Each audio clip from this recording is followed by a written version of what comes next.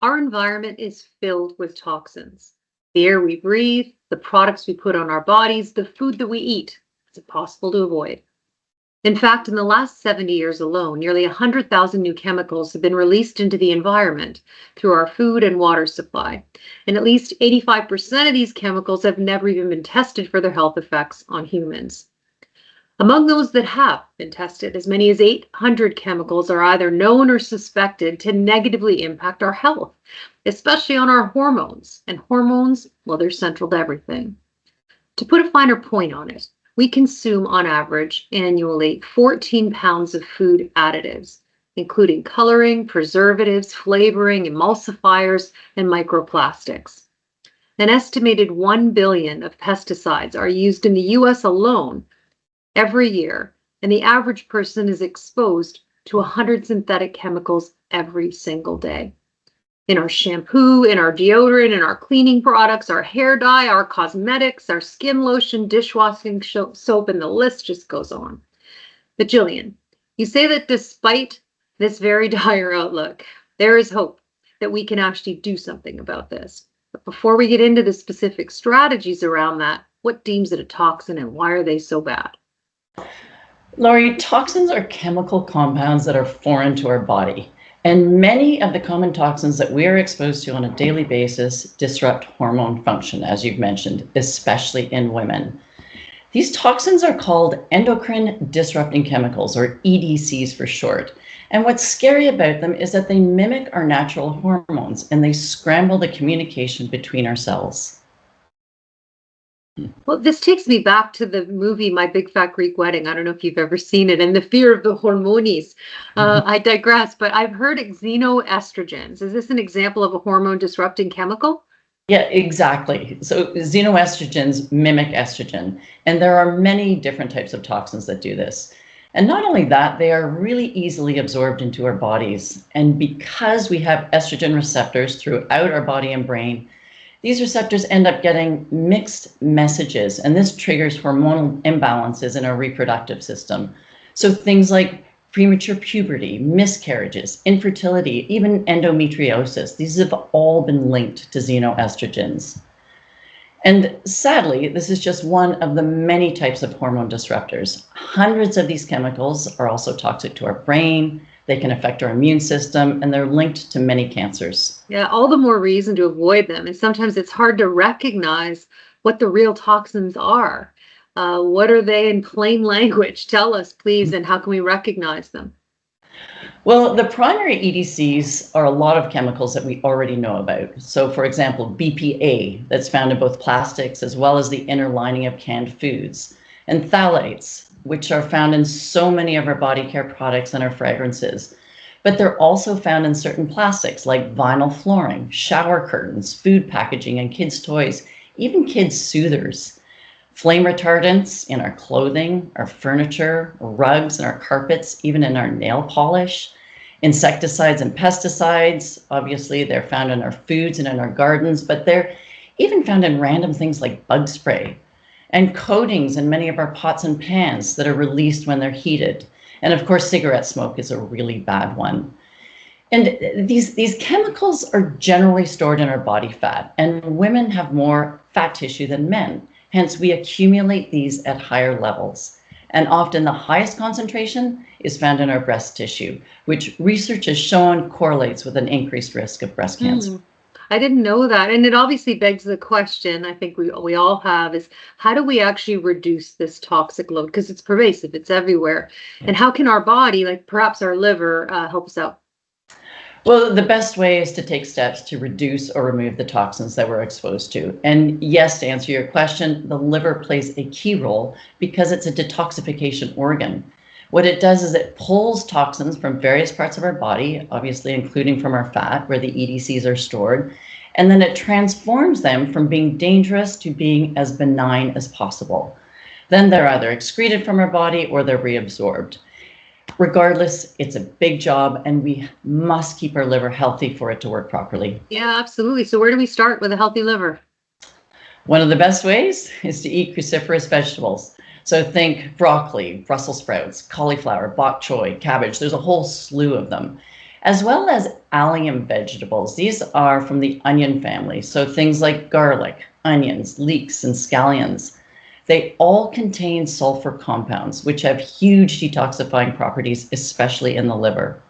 And at the same time, they increase something called glutathione, which is our body's internal antioxidant, which is essential for detoxification.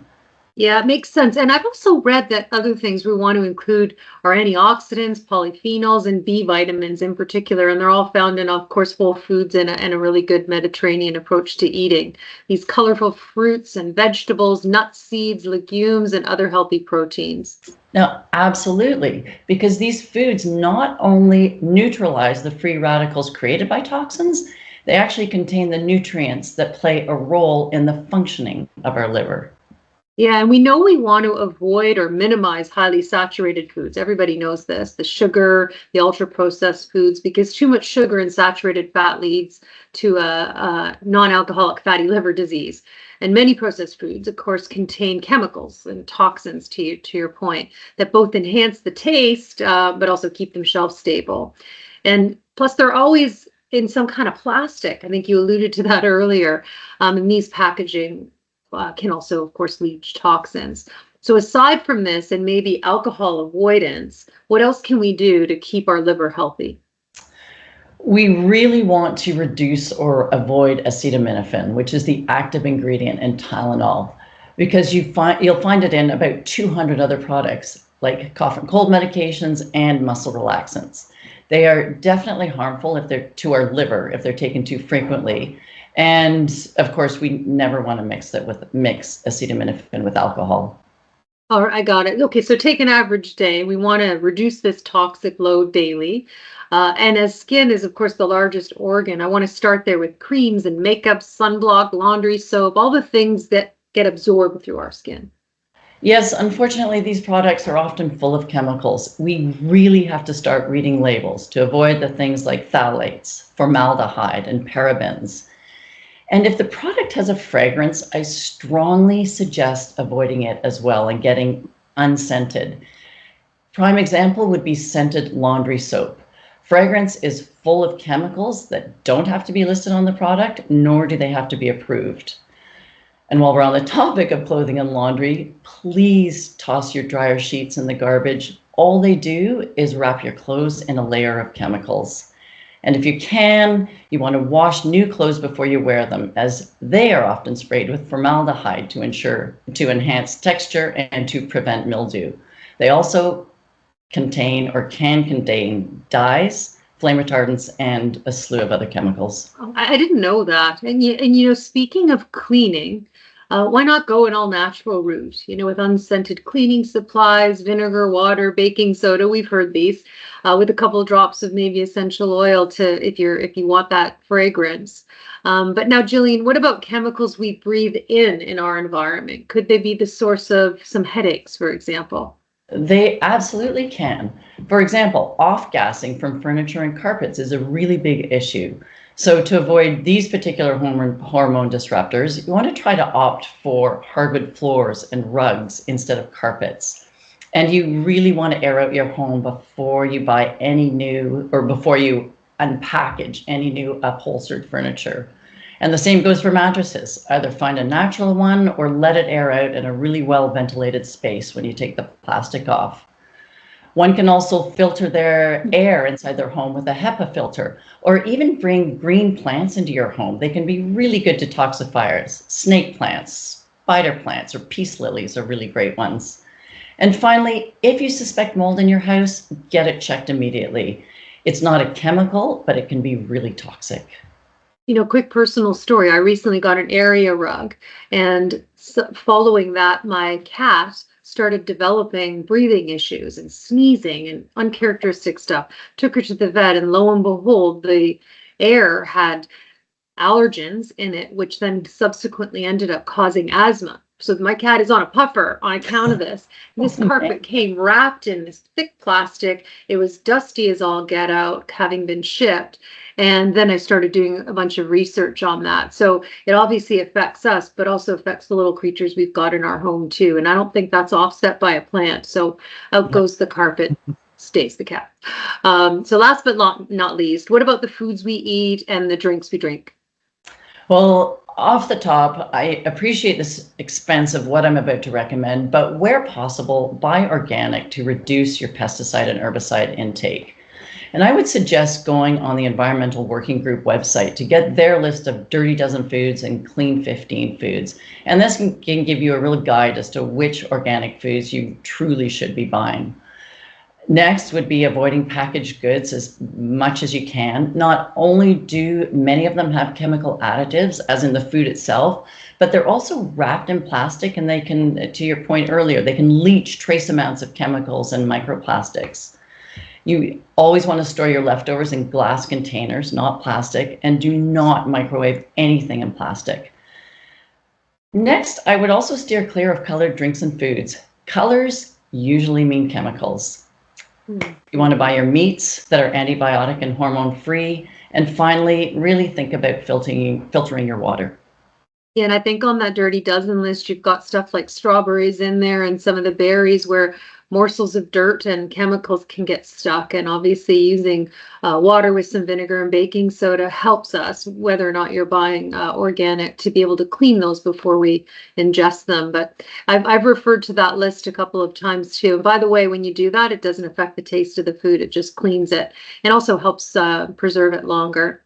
And what strikes me in all of what you said today is it's a lot to remember, isn't it? It's just a lot. It's everywhere. It's everything we do because toxins are everywhere in our environment, what we consume, what we clean, how we just live. And so to go for close and try and summarize this, we have stuff to avoid, reduce, and actions to take to bolster our body's ability to clean out these toxins. To avoid or reduce in our environment, I think you called it out nicely, the fragrances, plastics, stuff like BPA and phthalates, flame retardants and coatings on things, insecticides, pesticides, cigarette smoke. In what we ingest, non-organic foods, packaged foods, colored drinks, minimize saturated fats and sugars, and reduce any use of a product with acetaminophen, and of course, avoid alcohol. And so that's on the what to avoid. And now what actions can we take on the liberating side is eat more cruciferous vegetables and veggies from the onion family. Load up our liver with good stuff. And a Mediterranean diet is at the core of much of this, and antioxidants that it needs to work effectively. And if you're a meat eater, eat antibiotic and hormone-free meats and sweat it out, right? Think exercise and saunas and get the toxins out of your body. Get it out also by eating fiber-rich foods. And go green. And by that, I mean get a plant. They clean much of our air for us. I do appreciate it can seem daunting to manage, but if you're unsure of what's good or bad, go on to the Environmental Working Group website to get a list, or just Google the top 10 chemicals to avoid in things like skincare. There's also a really great app called Yuka that scans food and cosmetic products and lets you know how good a product it is based on its toxic profile. So you can load that up on your phone and carry it with you. Jillian, again, thank you. Time to clean up, and I'm feeling cleaner already.